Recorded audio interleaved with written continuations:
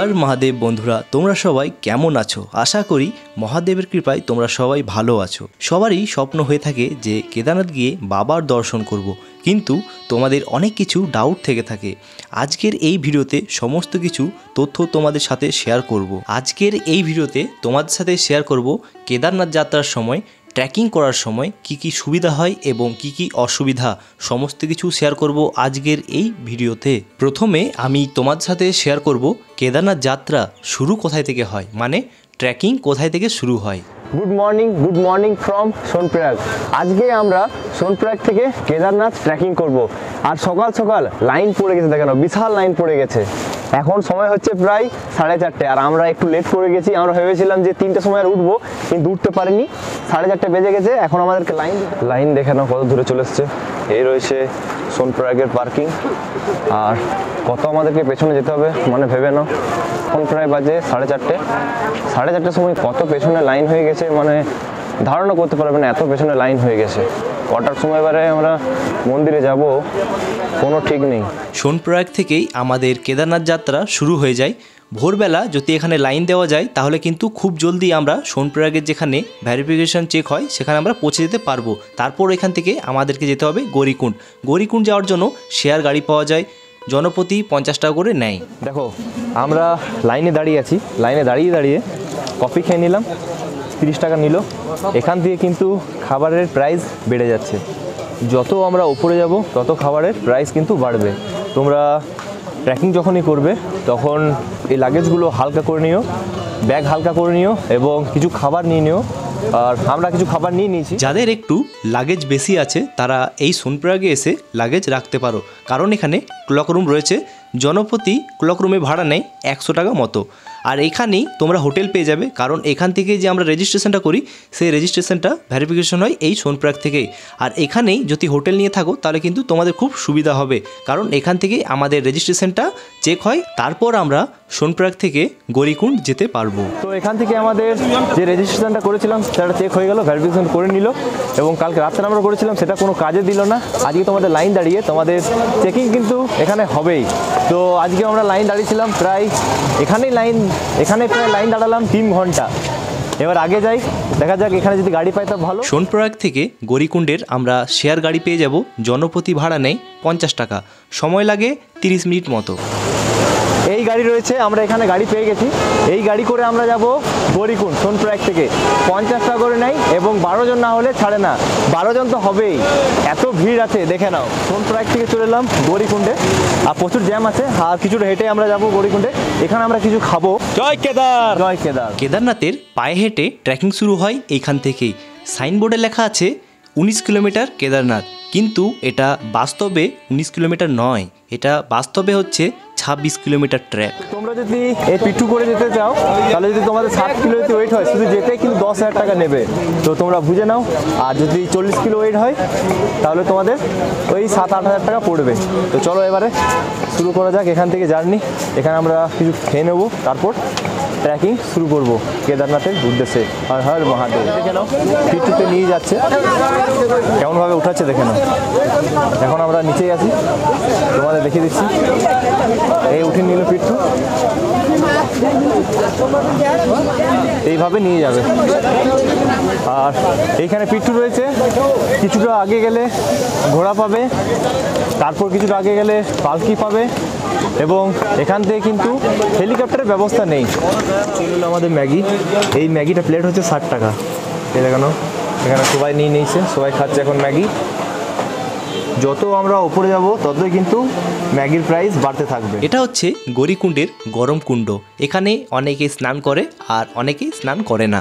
এই জল এত ঠান্ডার মধ্যেও কি করে গরম থাকে, এটা কিন্তু ভাববার বিষয় আছে। কারণ একটাই, এটাই হচ্ছে ভগবানের লীলা।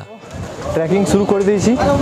তোমাদের বলে রাখি, যারা পায়ে হাঁটতে পারবে না তাদের জন্য রয়েছে পিট্টু এবং পালকি আর ঘোড়া। এখন ঘোড়ার অত্যাচারটা আমরা দেখিনি, এখন আগে যাই। এখন ঘোড়ার অত্যাচারটাও আছে। এবারে ঘোড়া শুরু হবে, দুটো তো শুরু হয়ে গেছে অলরেডি। তো চলো। এখন বর্তমানে ওয়েদার ঠিক আছে, ওপরে জানি না কি ওয়েদার আছে। আর হেলিকপ্টার তো চলছে। 1 কেজি কমলে ব্যাগ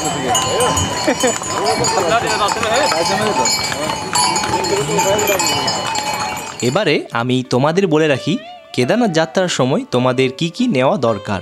যেমন রেনকোট অতি অবশ্যই দরকার, কারণ যে কোনো সময় বৃষ্টি হতে পারে।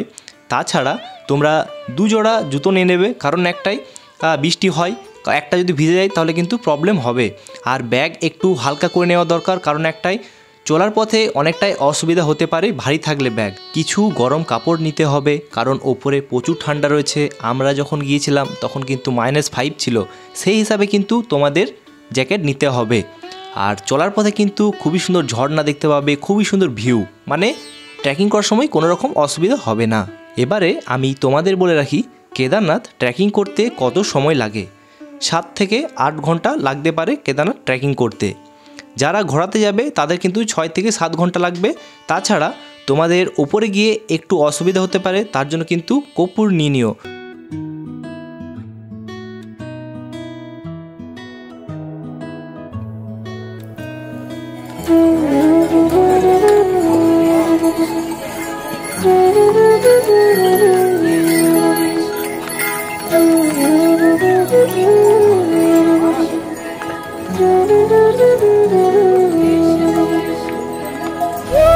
আমাকে অনেকজনেই বলেছে যে কেদারনাথে গিয়ে আমরা বরফ কোন সময় দেখতে পাবো। দেখো, যখন মন্দির ওপেনিং হয়, মানে মে মাসে এবারে ওপেনিং হচ্ছে 2024 সালে, তখন কিন্তু তোমরা বরফ দেখতে পাবে। যেমন এই যে রাস্তাতে আমরা দেখতে পাচ্ছি বরফ, সেম কিন্তু তোমরা বরফ দেখতে পাবে এই মে মাসে। বাকি মাসগুলোতে বরফ দেখতে পাবে, কিন্তু সেই পরিমাণে বরফ দেখতে পাবে না।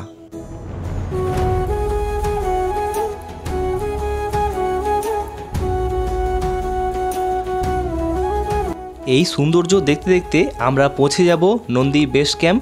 এখানে যদি তোমরা টেন্ট বুকিং করো তাহলে কিন্তু তোমাদের উত্তরাখণ্ডের যে GMBN ওয়েবসাইট রয়েছে সেখান থেকে কিন্তু খুব সহজেই এই টেন্ট বুক করতে পারো।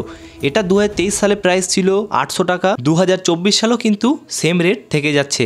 আর এই টেন্টের মধ্যে তোমরা পেয়ে যাবে একটা স্লিপিং ব্যাগ, আর এখানে একটা বোর্ড পেয়ে যাবে যেখান থেকে তোমরা খুব সহজেই মোবাইল চার্জ করতে পারো।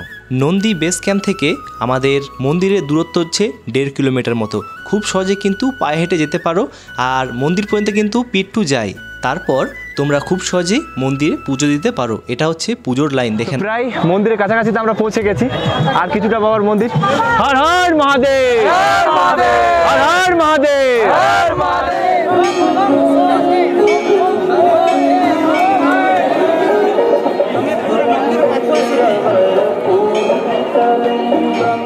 এই দেখে নাও, এবারে আমরা মন্দিরে প্রবেশ করব।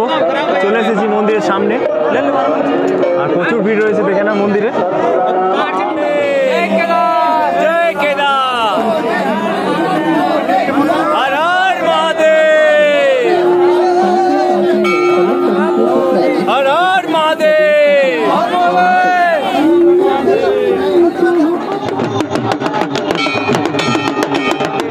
দর্শন হয়ে গেল মহাদেবের। যারা ভগবান বিশ্বাস করো না, তারা এই জায়গায় এলে ভগবানকে বিশ্বাস করতে হবে। 2024 সালে যারা কেদারনাথ প্ল্যানিং করেছো তারা কিন্তু খুব সহজেই বাবার দর্শন করতে পারবে এই 2024-এ। এই ভিডিওটা তোমাদের কেমন লাগলো কমেন্ট করে অতি অবশ্যই বলবে। যদি ভালো লেগে থাকে চ্যানেলটি সাবস্ক্রাইব করো, লাইক করো, শেয়ার করো। তো আসছি কোনো নতুন ভিডিও নিয়ে। এখন এ পর্যন্তই, বাই বাই। হর হর মহাদেব। 2024 সালে আমি কেদারনাথ যাচ্ছি। কারা কারা কেদারনাথ যাচ্ছ অতি অবশ্যই আমাকে কমেন্ট করে